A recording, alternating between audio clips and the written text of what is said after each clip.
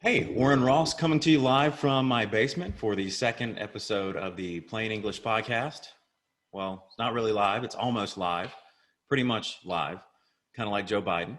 He's not really alive, but he seems to be winning now in Georgia and Pennsylvania. So I'm going to call shenanigans on this entire operation. There's no way that Joe Biden wins Georgia. He's not alive. This is literally Weekend at Bernie's 3. The Democrats got a dead guy. They put some strings on him. They danced him all around. They put some sunglasses and a mask on him and drug him out when they needed him, stuck him in the basement when they didn't. And now this guy's going to be president and he's winning Georgia? That doesn't make any sense. I've heard some people say that they think that, a lot of people voted for Joe Biden and then they switched over and voted for all the Republicans just because they don't like Donald Trump. And maybe that happened, but it's really hard for me to logically understand how someone could hate Donald Trump so much that they vote for a guy whose brain doesn't work, as Kyle Kalinske says. That's not just me. It's a lot of people on the right. There's people in the middle and people on the left who, if you look at it honestly, the guy's brain doesn't really work all that well. He's always been a gaffe guy. He's always gaffed his way through everything. He's kind of always plagiarized his way through everything too. But at some point, you have to understand that things aren't firing anymore. Synapses are getting much, much larger, I think, in his case. Or maybe there's something gumming up the works. Maybe he's got Alzheimer's. Who knows? We wouldn't know because the guy would not submit to any tests, or he said he was. And then a few weeks later, he said, no, I've never been tested. Why would I be tested? So I don't think this is going to be, I don't think this is a good situation for the country as a whole, because if Joe Biden does win, a lot of people on the right are going to say, this is bullshit, because supposedly dead people and people who don't live in Nevada are voting in Nevada. We have Michigan. The poll workers are putting up poster boards on the windows so people can't see inside, which is a violation of federal law. They have a federal law that says that poll workers or poll watchers should be able to watch people count the votes. So if you put up giant poster boards all over the windows, not only are people not able to see the votes, they're not able to see anything. They could be in there having a dance party. That might be why it takes so long to count the votes. And, and then, in Philadelphia and Pennsylvania, the city attorney, they got a court order. The Trump people got a court order saying you have to let us watch the polls because this is a federal law. And the city attorney says, yeah, we see it. We'll look into it. And then they don't let them go in. And then they appealed the court order that says that the Trump people have the right to watch the counting. So if Joe Biden wins, a lot of people on the right are not going to accept it. And I think you're going to see a lot of people on the right take things a lot further than people have in recent times. I think it's going to get really nasty.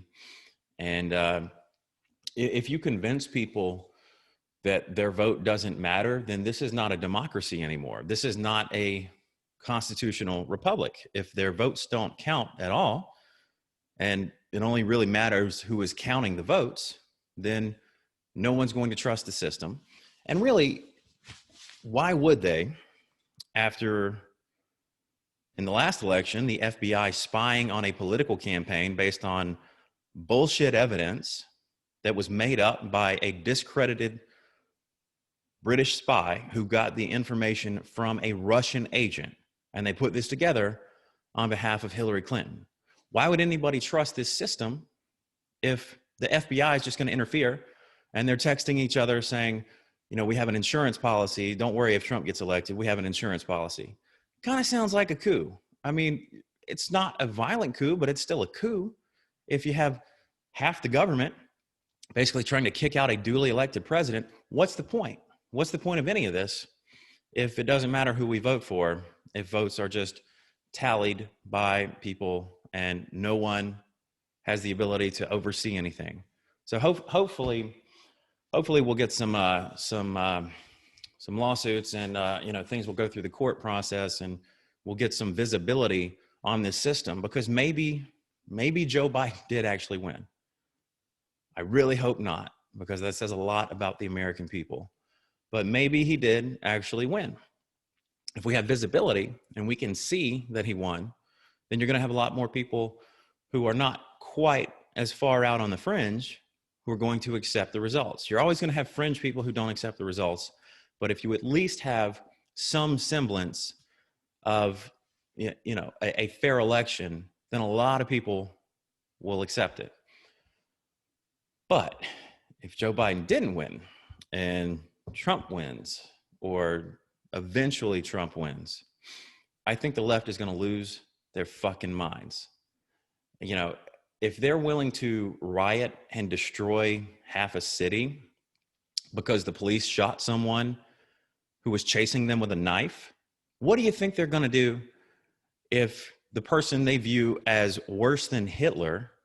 I don't even remember who the guy was that said that in the media, but there was a quote that they said he was worse than Hitler. If you elect someone who's worse than Hitler, what do you think these people are going to do now? They're going to go absolutely apeshit, because as far as they're concerned, the concentration camps are coming. Trump's going to put everybody in concentration camps. He's going to grow a little mustache. Everything's going to get terrible. And it's going to be a huge, huge issue. And I think that, either of these scenarios probably leads us to some sort of civil war. And I've been saying this for a long time, but nobody really listens. But now it seems like people might be listening, because we basically have the country split down the middle, half and half. It's no longer geographic regions. It's basically cities versus non-cities. And you have people who don't really have anything in common, no views in common. We don't even have a shared society or culture in common anymore. So what's the point of the country? This is how you lose an empire. All empires fall eventually, and people are very short-sighted, especially in this country, because we've never had a foreign invasion here. The only war that we've really had here since the creation of the country, the British kind of came back in 1812, and they were always kind of screwing things up. But we had the Civil War, and then that was it. All the other wars have been somewhere else, and people are very complacent because no one that they have ever met has been involved in a war anywhere near where they live. And if you have people who don't understand what it's like, they're not going to understand that it can happen there. It can happen anywhere, and it's not that big of a leap. If the power goes out, this society basically ends. All politeness, everything like that, every rule of law, that's all gone if the power goes out, because then people need food and water and shelter, and they will do whatever it takes to get it. And I think a lot of people don't really understand that is how humans function, because they've only experienced a society where everyone kind of gets along. Because even if you're homeless in this country, like, even the homeless people have cell phones, and they can sit outside and, stand at the intersection and just have a sign that says need money, and probably make more than I do. There are people who make six figures just begging on the street, and it's not even really begging half the time. They just stand there with a sign. I could go look sad with a sign and make a bunch of money, but that would kind of be a skeezy thing to do.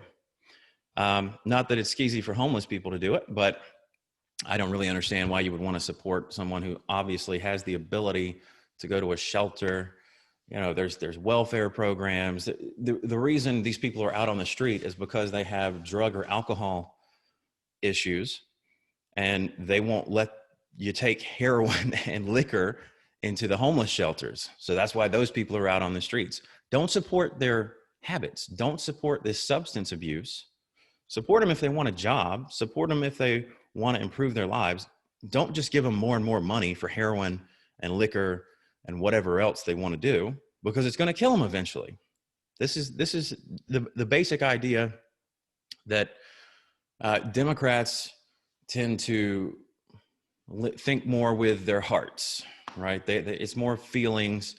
They have good intentions, but they don't think things through all the way. Like, they hate Donald Trump, so they vote for Joe Biden.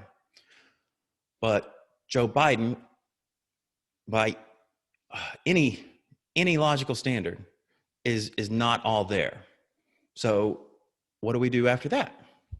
Well, is he going to stay there in the presidential role and basically be a puppet for who knows who?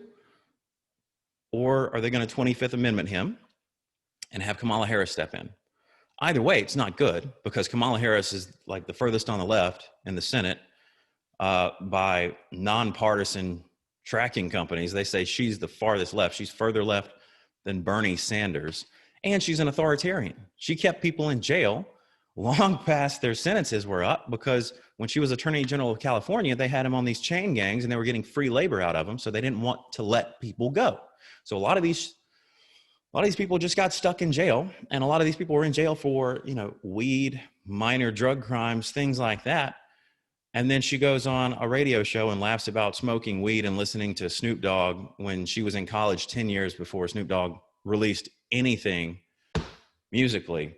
So she's an authoritarian, crazy leftist, and a liar.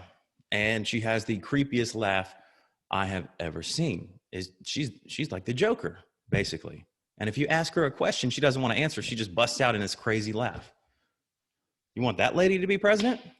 Because she's probably the one who's going to step in, because even if Joe Biden stays in office, even if they don't take him out with the 25th Amendment, eventually that guy's going to die. Like, there's no way he makes it 8 years. I don't think he makes it 4 years. How's he going to stay there? But all the while he's there, he's going to still have the ability to make these decisions. He still has the power to do it. He still has the nuclear launch codes. And we don't know who is going to be telling him what to do. It's basically probably going to be people in his cabinet. We haven't figured out who those people are yet. They don't know exactly who those people are yet. But people just voted for this guy who we all know is not going to be in charge of almost anything as soon as he gets in office. So it seems like the country is just kind of basically like a drunk toddler, just running around doing whatever the fuck they want. And it's not really going to end well. So right now, Joe Biden is leading in Georgia and Pennsylvania and allegedly Arizona. I find it hilarious that they won't call Alaska for Donald Trump, even though 50% of the results are in, and it's 2-1 Trump to Joe Biden. Trump has 60%, Joe Biden has 30%, and they still won't call it. But they were calling some states when there were 3% results in and Trump was winning. They would call it for Joe Biden. It's like even Fox, they're at the point now where they're just calling things for Joe Biden if there's a slight chance that he wins it, and leaving things open for Trump, even if Trump obviously is going to win.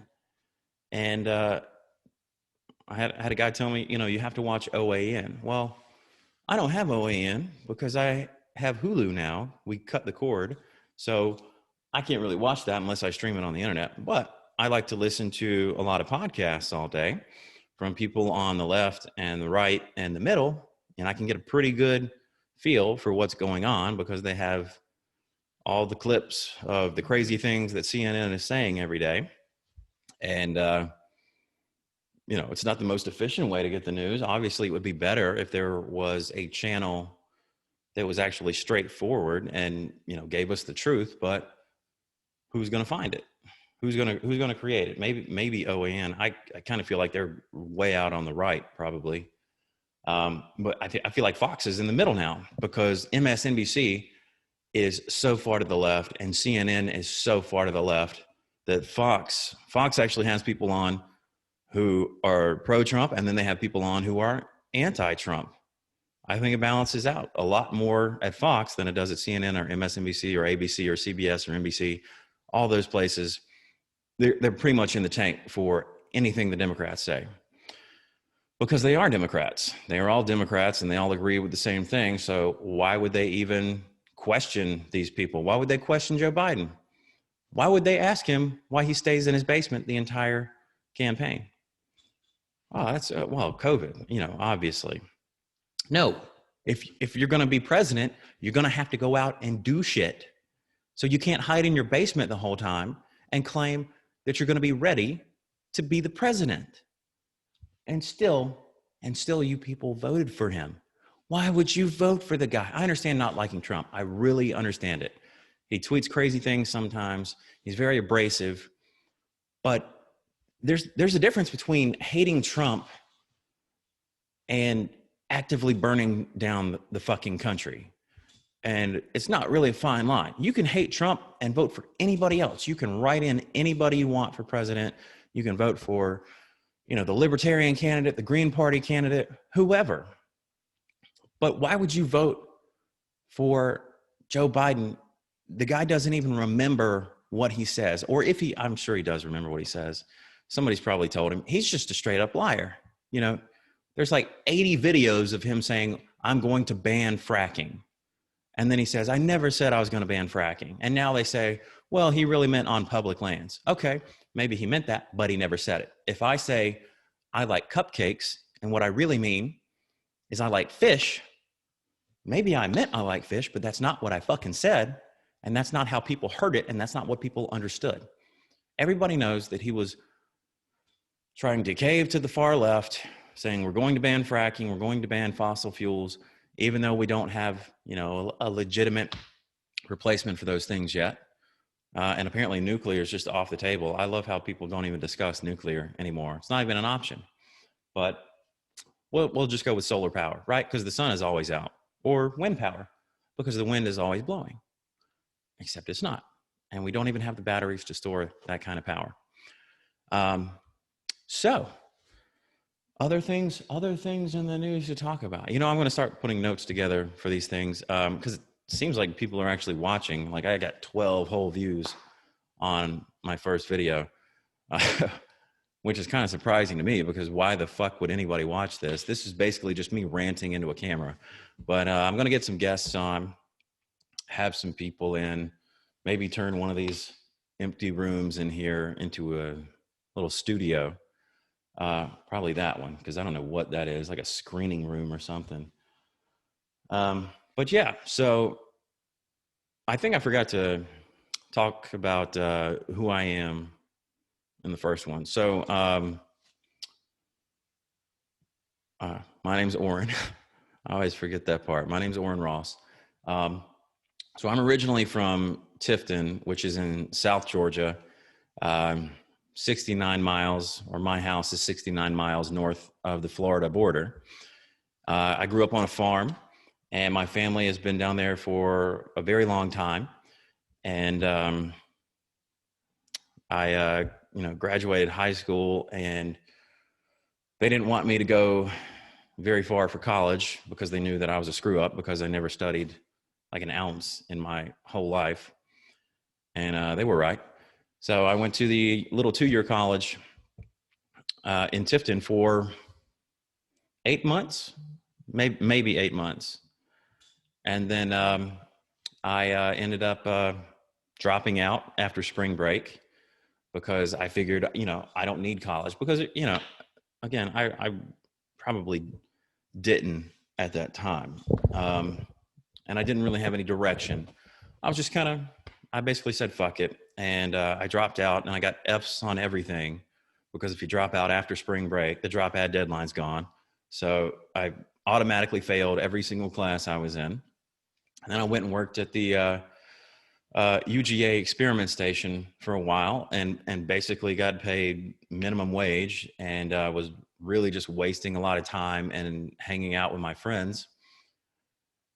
And then eventually I realized that was not going to work out well because even though I might have the ability to run a business or, figure things out for myself, I didn't have a plan. And that was probably the worst thing about it. I had no plan in place. I literally just decided while I was sitting in chemistry one day, I don't need this. And I stood up and walked out. So eventually I got back into the school and I switched from pre-med to pre-law. And after I got the associate's degree there, phone keeps answering. To be continued. All right. So one of the good things about my job is that I can basically work from anywhere 99% of the time. One of the bad things about my job is that people call and I have to answer, and my answering service just called. And turns out it was just another person who was not a client. Just everybody wants to call my work number for some reason. So anyway, just a little bit more about me. I went to, Valdosta State, and then I came up to Atlanta to go to law school and business school at GSU.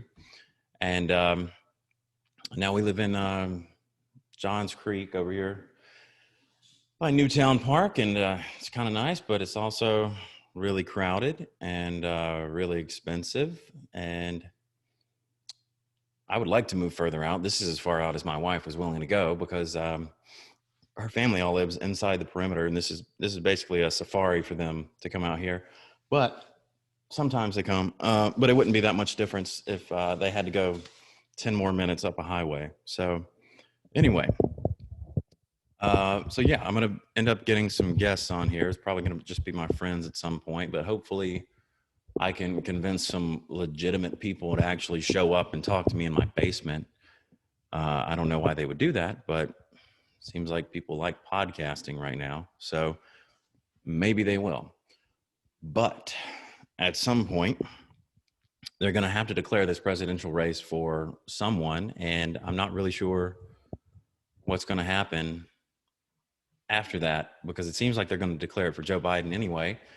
And then there's going to be a lot of lawsuits, and they've already filed some, and everybody's going to be kind of going nuts. And we're not really going to know who the president is going to be. So it's going to be really crazy for everybody over the next couple months. But, at least there's not some kind of virus or pandemic that people are worried about. At least we won't have two calamities at one time. Even though, what do I know? I'm not a doctor, except it seems like the mortality rate for COVID is nowhere near what they thought it was going to be.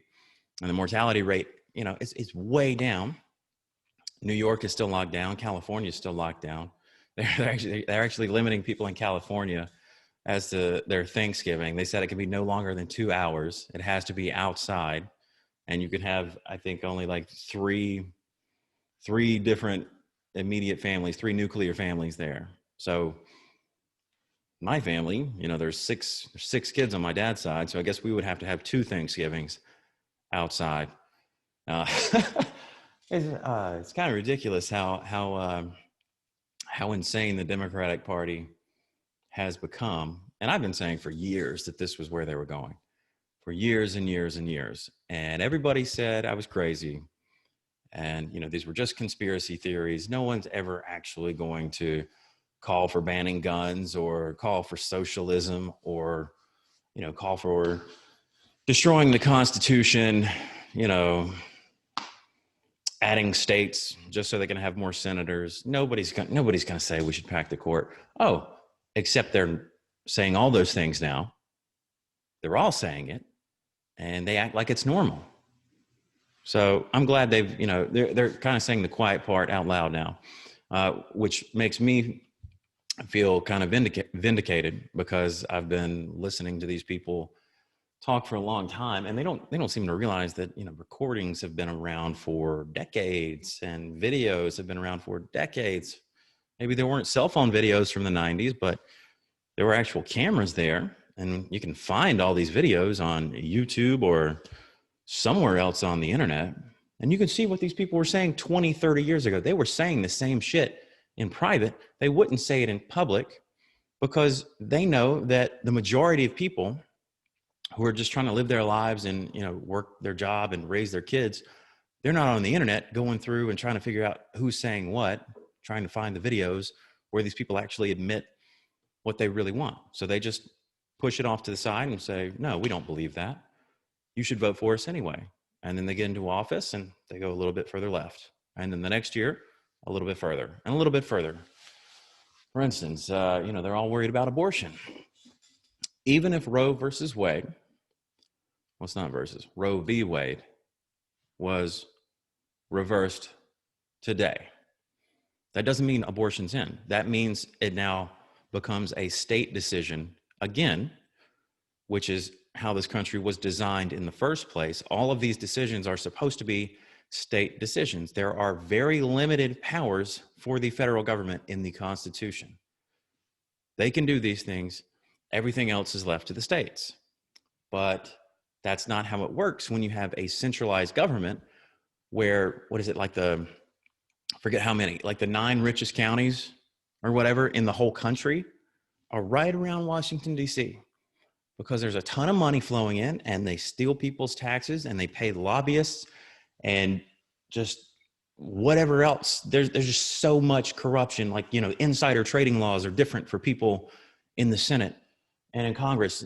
That's why all these people who are public servants for, 50 years, that's how they're millionaires.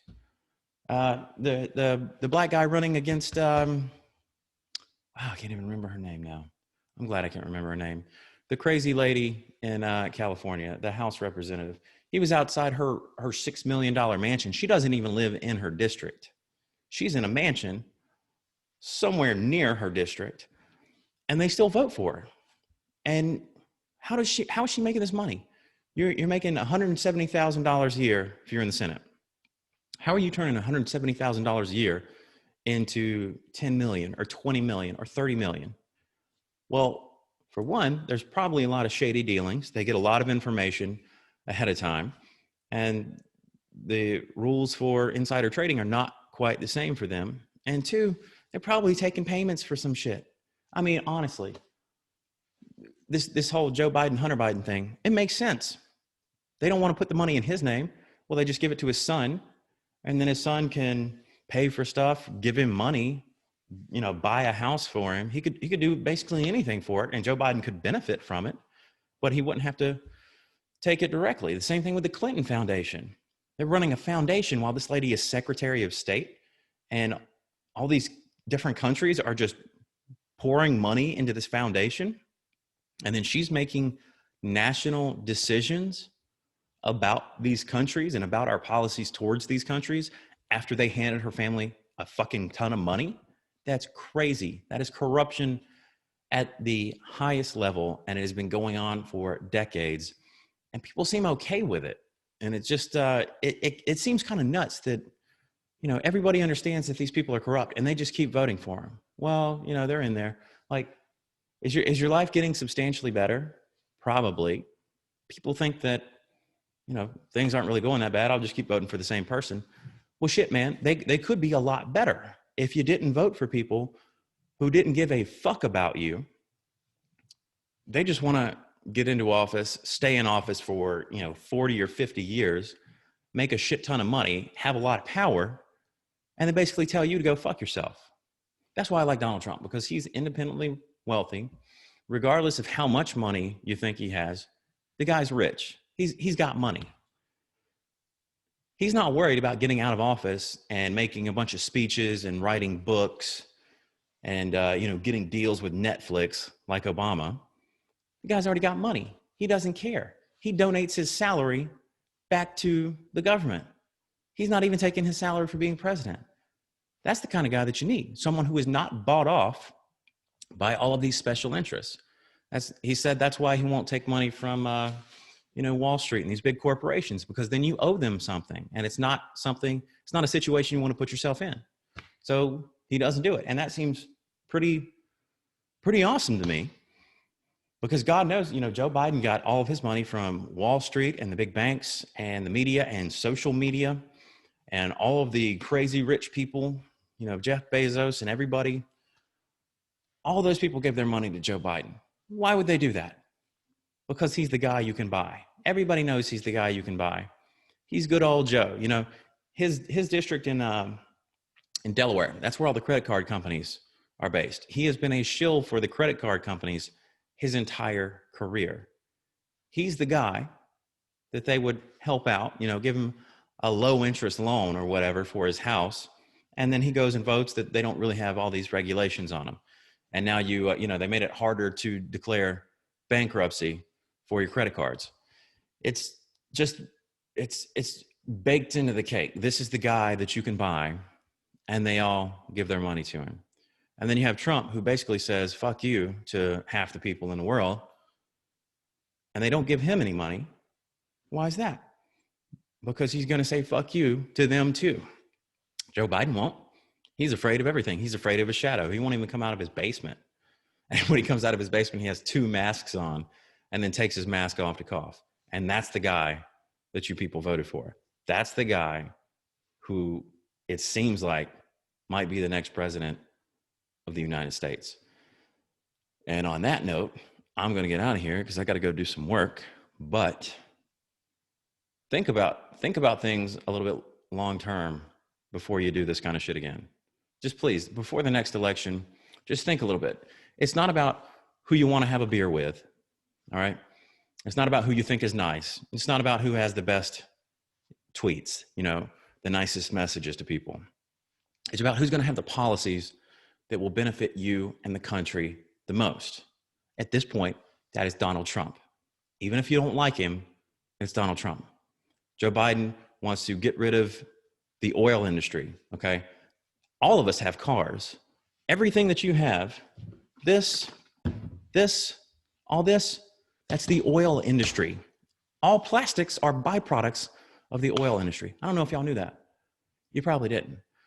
Half the shit that you have comes from the oil industry, and this dude just wants to cut it.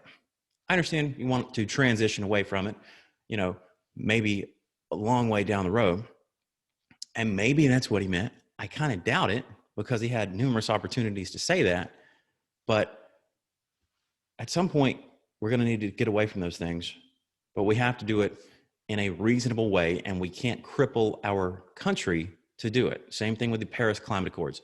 Why would we allow China to keep polluting all they want and basically do anything they want and then punish our country, even though our country is the one reducing emissions by the greatest amount? Even after we left the Paris Climate Accords, we're still taking our emissions down because people don't want dirty air and dirty water. People want clean air and clean water. And if you give them reasonable opportunities to go that way, they will naturally go that way. It's not that hard. But if you try to force everyone over there, there's going to be drastic issues. There's going to be a lot of huge changes, millions of jobs lost, people out of work. And then what are they going to do? They want to put them on, UBI, Universal Basic Income. That's a really good idea. Yeah. Because the welfare system has worked out so well, right? All the people we give welfare to, they pull themselves up by the bootstraps. They go get a job. They start a business. Oh, wait. No, they don't. They stay on welfare. Because if you give people welfare and they know they don't have to work, they're not going to work. Most people are not the kind of people who are just going to work no matter what. Most people are going to want to sit at home and watch Maury, which, it is entertaining, but it's not the way to have a society. You can't have universal basic income and just pay everybody to, play their fiddle or their flute or whatever the hell it is that people do if they're just sitting at home doing nothing all day. So please think about these decisions before you make any more big decisions in the future. If we have any runoff elections, please consider who you're voting for and where they go and what they might do there. If Joe Biden is the president, he might not be all that bad because he won't have the Senate, hopefully. If he does have the Senate and the House, we're all fucked because the guy's brain is no longer working. All right. So that's it for today. Thanks for watching if you actually watched.